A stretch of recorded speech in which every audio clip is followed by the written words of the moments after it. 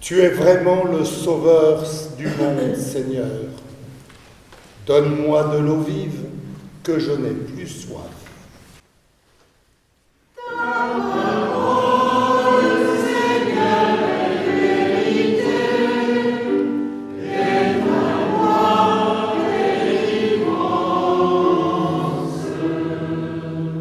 Le Seigneur soit avec vous. Et avec votre esprit. Évangile de Jésus-Christ selon saint Jean. Gloire à toi, Seigneur.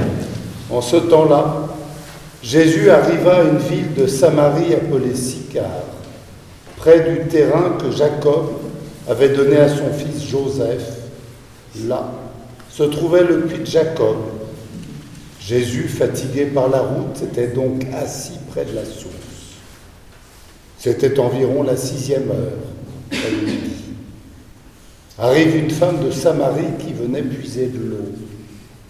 Jésus lui dit « Donne-moi à boire ». En effet, ses disciples étaient partis à la ville pour acheter des provisions.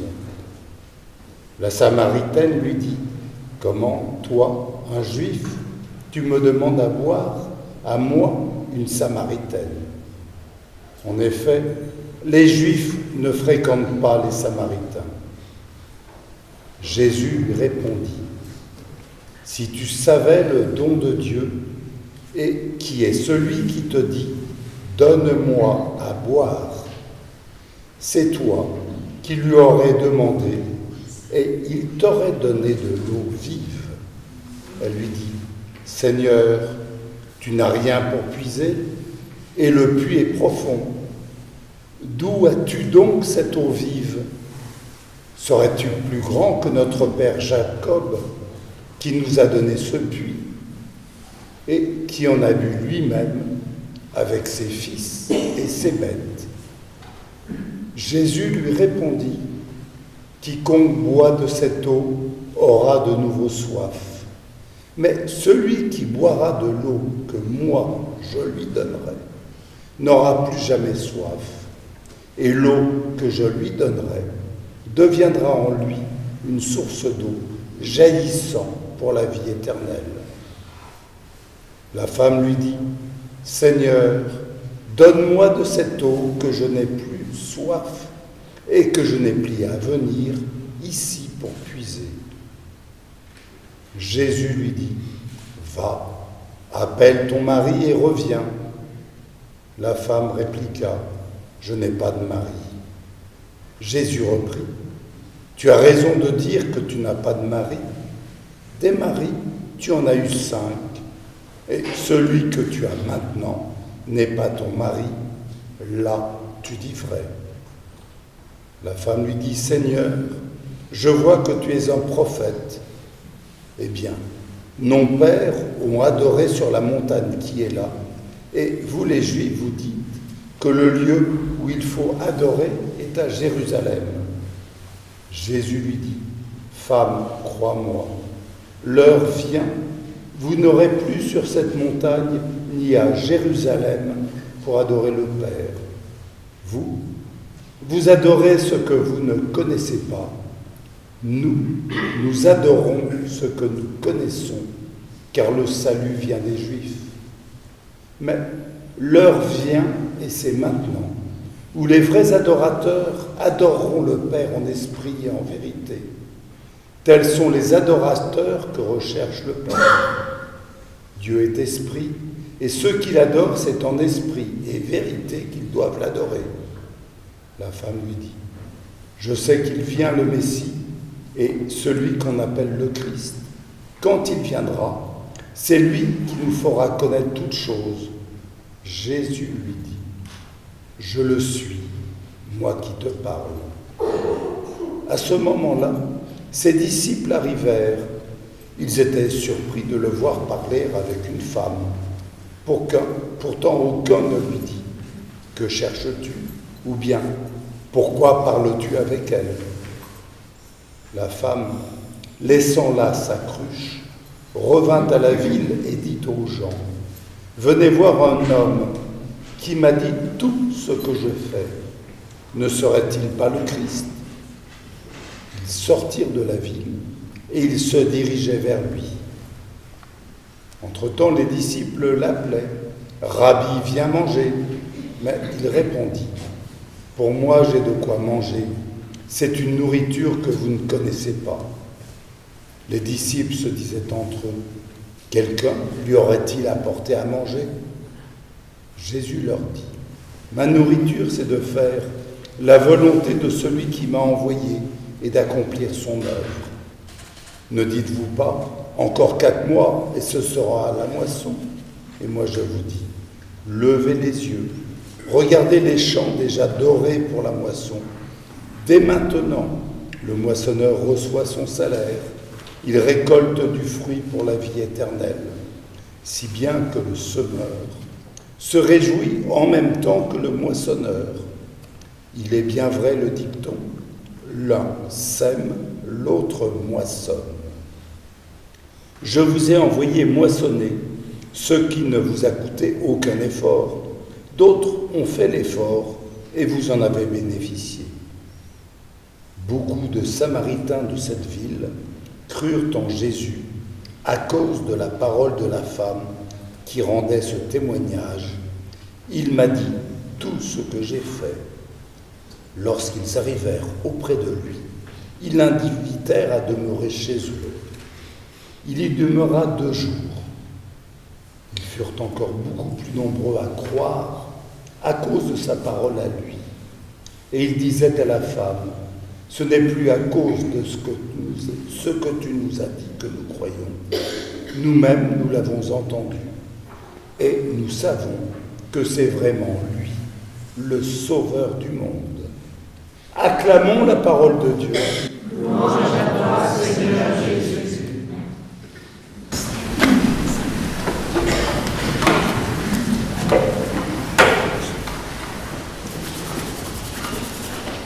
On vient d'écouter pas mal de paroles de nos frères que ce matin nous ont accompagnés.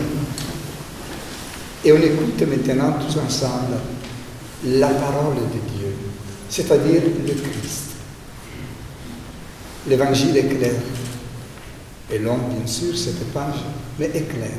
Seigneur, donne-moi de cet homme. Le cri de la Samaritaine est notre cri ce matin. Et le cri de notre assemblée qui s'est formée par cette journée particulière au cœur de notre chemin de carême. C'est le cri de ces jeunes qui, par l'intermédiaire de leurs accompagnateurs et de toutes nos communautés du doyenné, ont découvert Jésus comme l'ami qui donne un sens à leur vie. Chers catéchumènes, Jésus ne vous trompez pas ce matin, comme il n'a pas trompé la Samaritaine. Mais attention, il est exigeant. Il nous demande de le suivre, de lui faire confiance. Et nous sommes appelés à faire confiance à Jésus ce matin. Alors, le dialogue de la Samaritaine devient notre dialogue personnel. Et Jésus, petit à petit, nous amène à mieux connaître l'intériorité de notre vie, pour faire jaillir de notre cœur la foi qui nous unit à lui. L'eau, cette page de l'Évangile est dominée par l'eau. L'eau toujours recherchée, l'eau, hélas, si gaspillée, domine cette page de l'Évangile. Elle est le symbole de la recherche de Dieu. Je pense en ce moment à la source de Fontaine de l'Église.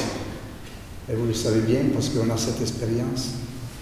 Après une saison de pluie, et la source monte et l'eau coule, va dans la plaine. L'eau qui jaillit de la source et qui coule est le signe de Dieu qui nous parle et nous libère de la soif.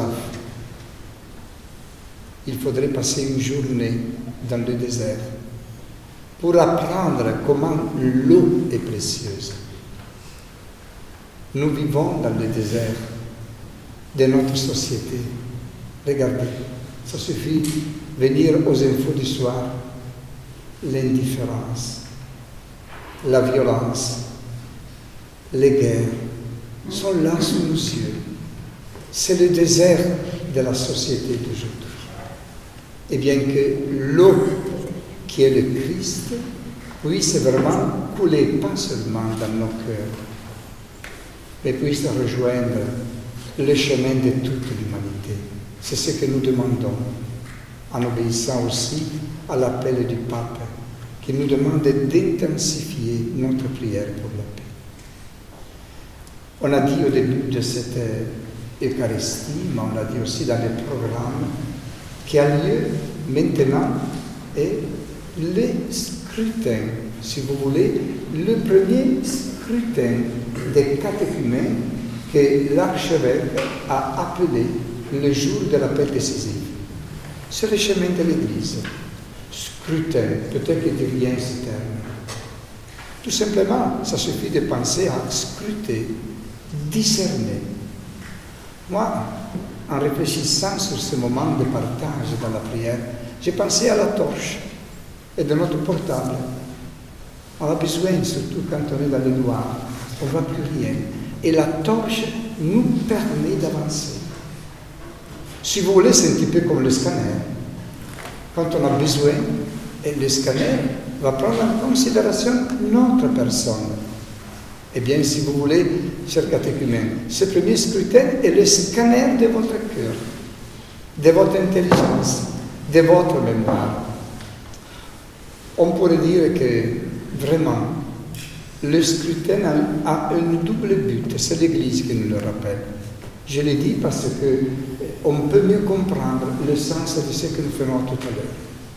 Faire apparaître dans le cœur de ceux qui sont appelés ce qu'il y a de faibles, ce qu'il y a de malades et de mauvais. Mais pourquoi? Pour les guérir, tout simplement. Si on le fait dans une manière particulière, si vous voulez, solennelle, pour nos catéchumènes, ce travail, il faut le faire tous et toutes dans notre cœur. Et faire apparaître dans le cœur de ceux qui sont appelés ce qu'il y a de bien, ce qu'il y a de bon et de sain, pour le renforcer, pour la famille. Voilà alors le sens de cette prière. Les scrutins sont faits pour purifier nos cœurs et nos intelligences, nous fortifier contre la tentation du malin. Jésus, lui aussi, est parti au désert. Et là, il a fait l'expérience du malin, du mauvais, pour convertir nos intentions et pour stimuler nos volontés. Chers catéchumènes, attachez-vous plus profondément à Jésus et poursuivez votre effort d'aimer Dieu. C'est toute la communauté du doyenné qui vous soutient en ce moment. Amen.